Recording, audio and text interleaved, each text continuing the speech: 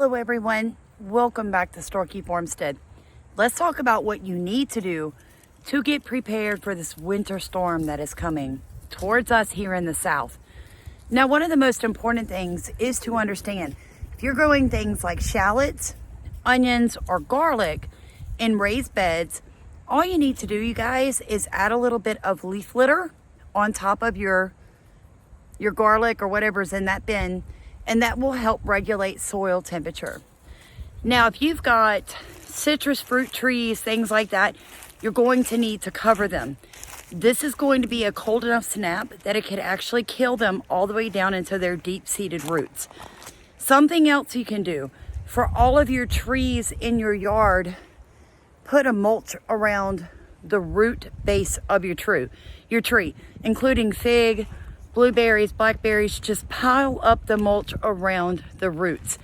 That will protect them, and it can drop to below zero, and they will come back in the spring if you put it deep enough. Now, one of my favorite mulches happens to be rotting hay. But you can use leaves, pine straw, wood chips, even cardboard. So no excuses.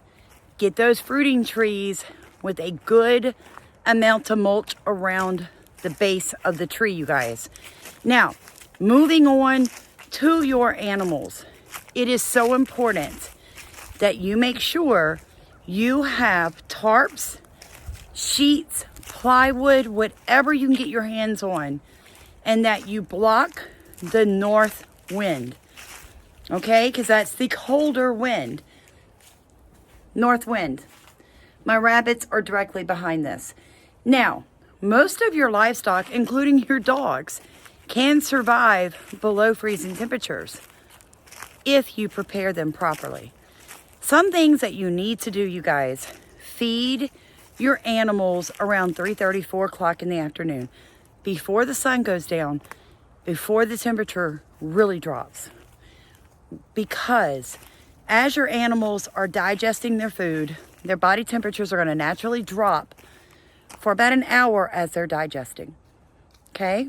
So you don't want to feed them in the coldest part of the evening and let their body temps drop. Feed them while the sun's out. Let them eat, let them soak that sun up, and then once they've gotten to where they're partially digested their food, their body temperatures are going to rise. Something else you can do: add things like whole oats, black oil sunflower seeds. Whether you have goats, sheep, chickens, rabbits, it doesn't matter. They can all eat black oil sunflower seeds and oats. Okay? That has really high oil and fat contents in both of those, and it's going to keep them warmer throughout the night. Now, water. Here in the south, we're not used to freezing temperatures day after day after day, where water systems cannot thaw out. Make sure you have backup water bottles if you have rabbits. All right? Now, with your chickens, what I do, you guys, is I save the 5-gallon Abita water bottles. I keep several of those filled up in my shop so they don't freeze. When freezing temperatures hit day after day, what I do is I have an extra watering pan. I bring it out, I put fresh water out during the day, bring it back in at night, and I don't have to deal with waking up to frozen water in a water pan. It really is that simple. Dump the water out at night. Most of your animals are going to be put in a barn or a coop or something during those cold nights, and they're not going to have water available anyway. So just dump it out. Get up the next morning and refill it. Now, in your home, make sure that you have a heat source prepared for at least one room. Now, I use a little Mr. Buddy, propane heater that can heat my whole bedroom.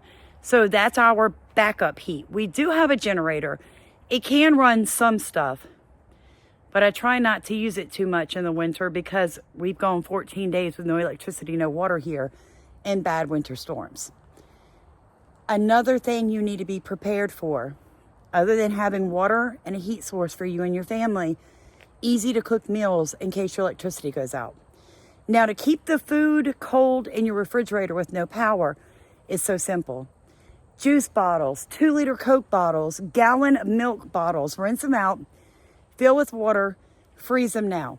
As soon as the power goes out, take those out of your deep freezer, slide them into your refrigerator, and they're going to keep the temperature in your fridge cool enough to keep your food from going bad if you don't open your fridge every 5 minutes. Some things you're just going to have to work it out, you guys. I hope these little bitty tidbits help you guys. It is going to drop down to about 19 degrees where I'm located for about 4 days. No big deal. We deal with it every year. I will tell you this. Any small babies that you have recently weaned from their mothers, does not matter what type of animal it is, bring it into an enclosed space. It will have a much higher chance of surviving the cold.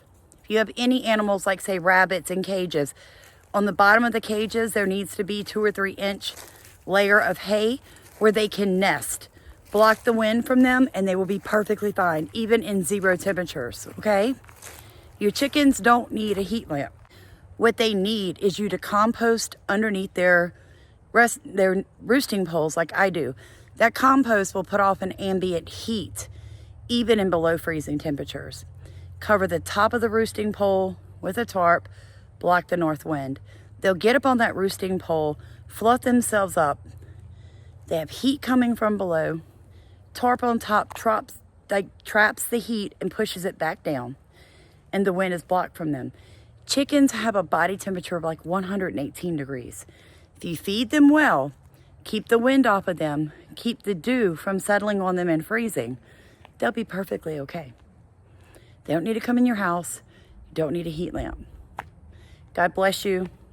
Hope all of you get through this winter storm just fine.